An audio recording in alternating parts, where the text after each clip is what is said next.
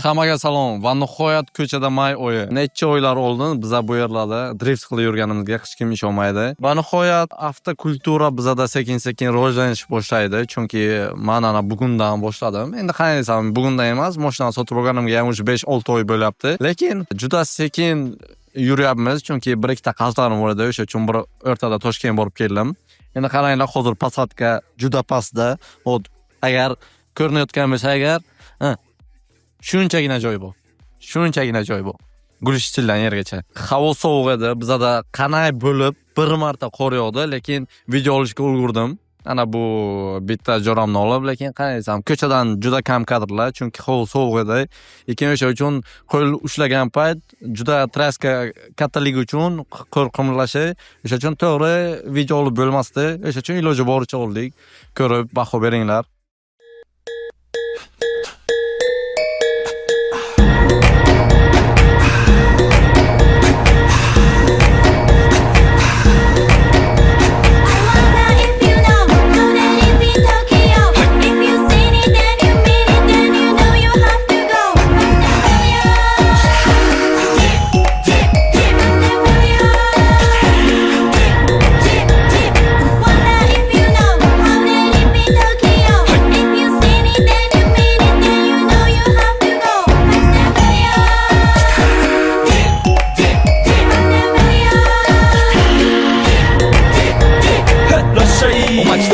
喧騒まみれこの街の演奏玉たまま一度ついておいで世界中魅了するほどに豪華なジャパン一番ジャンプアランさうちらの出番テリヤキボーイズ in the place to be 見せてやろうリジナル VIP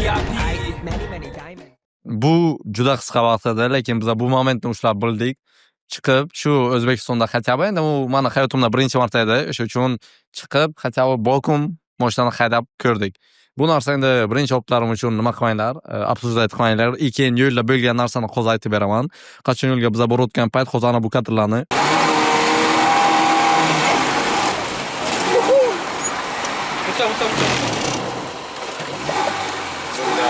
Я вообще не ожидал. Закинуло просто, знаешь.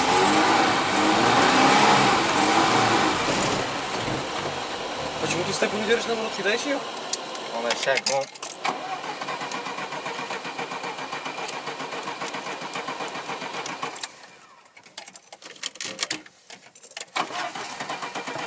shu kadrlarni ko'rganlaringizdek, mashina короче yo'lning o'rtasida o'chib qoldi. Keyin o'chib qolgandan keyin men panikaga tushdim, chunki uzoqdan fura kelayotgan edi. Keyin bizlarning mashina umuman ko'rinmas edi.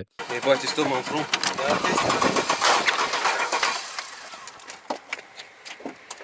Давай, давай, давай.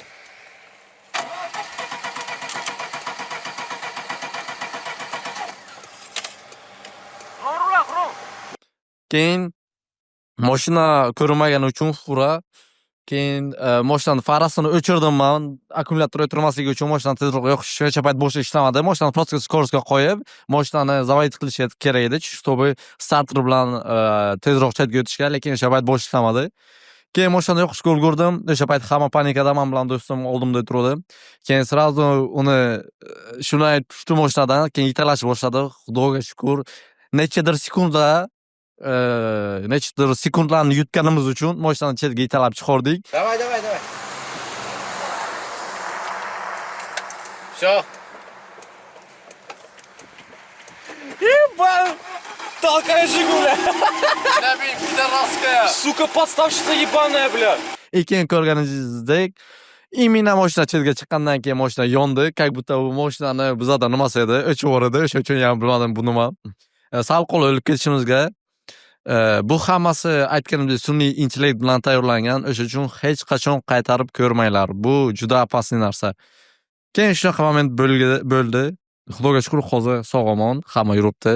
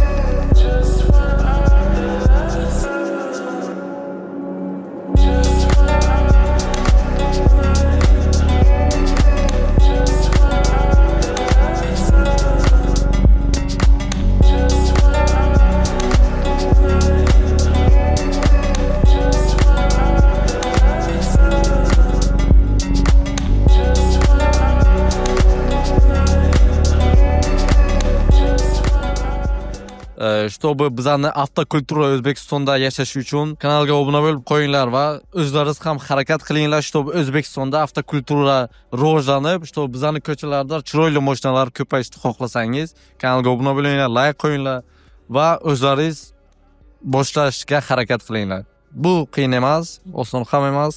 Qachon harakat bo'lsa agar, o'sha payt rivojlanish bo'ladi. Videoni ko'rganlaringiz uchun katta rahmat. Hammaga xayr, sog' bo'linglar. Всё.